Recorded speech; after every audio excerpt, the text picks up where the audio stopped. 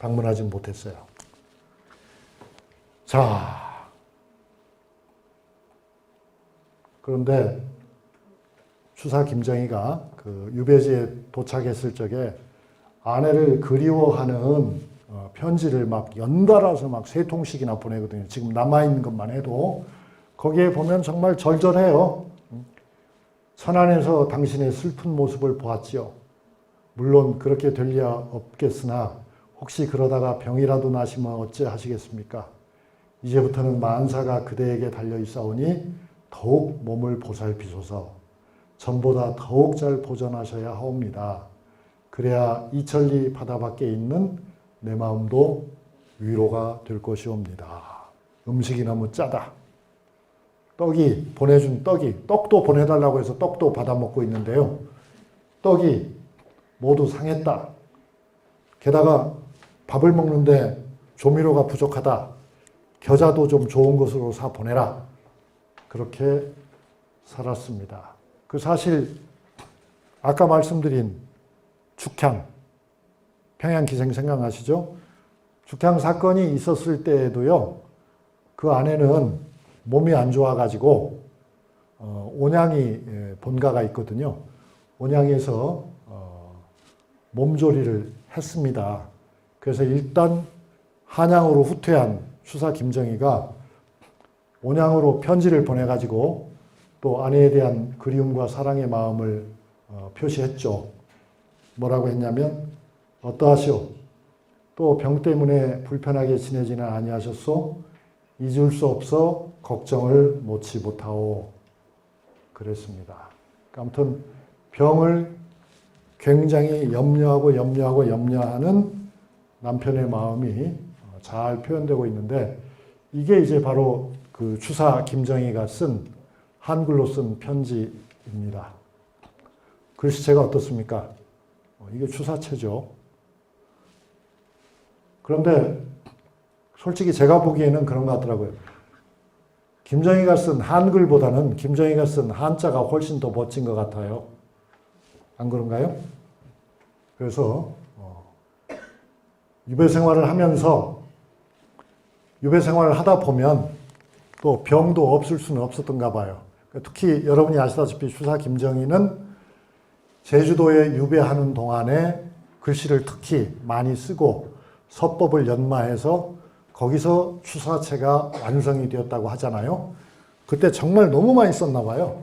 그래서 팔에 통증이 굉장히 심했고요.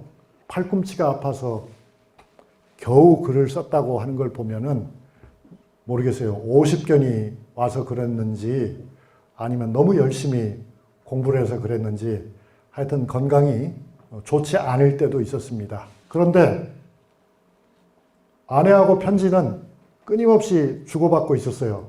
그래서 제주 읍성에 가면 혹시라도 인편이 있을까 싶어서 대강 두어자 안부를 이렇게 붙여옵니다. 속히 병이 나아 건강이 회복되셨다는 소식이 있기를 날마다 기다려옵니다.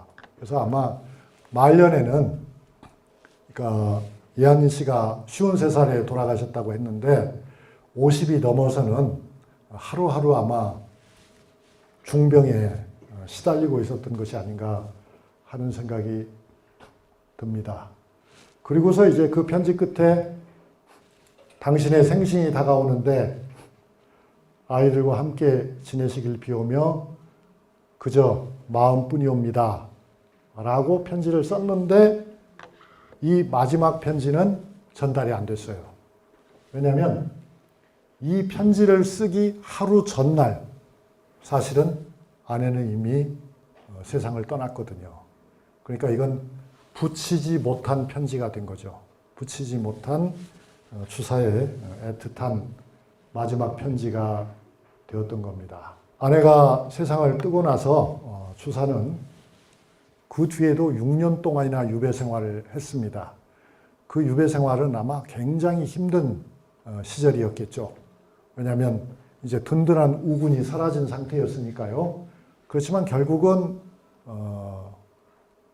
추사에게는 행운이었죠. 풍양 조씨들이 다시 세력을 회복하면서 그 정치적인 우군의 도움으로 서울로 일단 돌아옵니다. 그러나 풍양 조씨가 권력을 영원히 잡을 것처럼 보였으나 그것도 잠시였기 때문에 결국은 서울에 가서 다시 또 함경도 북청으로 유배를 갑니다. 거기서도 그건 이제 철종소가 되는 거죠. 그런 다음에 이제 추사도 완전히 늙어버렸기 때문에 정치권에서 추사를 더 이상 위험한 사람으로 보지 않았던 것 같아요. 그래서 이제 추사는 유배에서 풀려나가지고 과천으로 돌아오죠.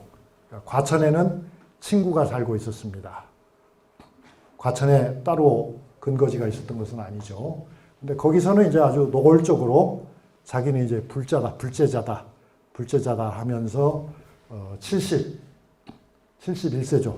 71세 마지막을 맞이하는데 맨 마지막에 쓴 글씨가 이거라고 하죠. 판전이라고 하는 글씨 있잖아요. 판전.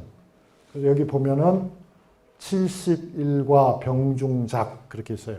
그러니까 71과라는 말은 71세라는 말입니다. 71세 노인이 아픈 병중에서 썼다 그렇게 한 거죠. 그래서 이게 판전, 이게 아주 유명한 글씨인데 여러분이 보시기에 이 글씨는 어떻습니까? 과거의 추사 글씨하고는 좀 차이가 있죠. 그래서 어떤 분들은 힘이 빠져서 그런 거 아니냐, 이제 죽을 때가 돼서 그런 거 아니냐 그렇게 보기도 하지만은 또 다른 분들은 이제는 이건 정말 탈소그 경지가 아닌가, 이제 세상 욕심을 놔버렸기 때문에 글씨가 이렇게 순진무구하게 된 것이 아닌가 하는 생각을 합니다. 이건 좀 젊었을 때 글씨니까 글씨가 좀 다르죠. 거기서 이제 과지초당에는 지금 추사 박물관이 만들어져 있는데요. 그가 자기 지인이죠. 친구인 유기환이라는 분을 위해서 쓴 글귀에 결국 71세 일생 끝에 추사가 얻은 삶의 진리가 표현되어 있다. 저는 그렇게 보고 싶습니다. 해석을 하면 어떤 식으로 되어 있냐면 좋은 반찬은 두부, 오이, 생강, 나물이요. 훌륭한 모임은 부부와 아들, 딸, 손자로 충분하다. 이 무슨 뜻입니까, 여러분? 인간의 행복이라고 하는 것은 그렇게 먼 곳에 있지 않다.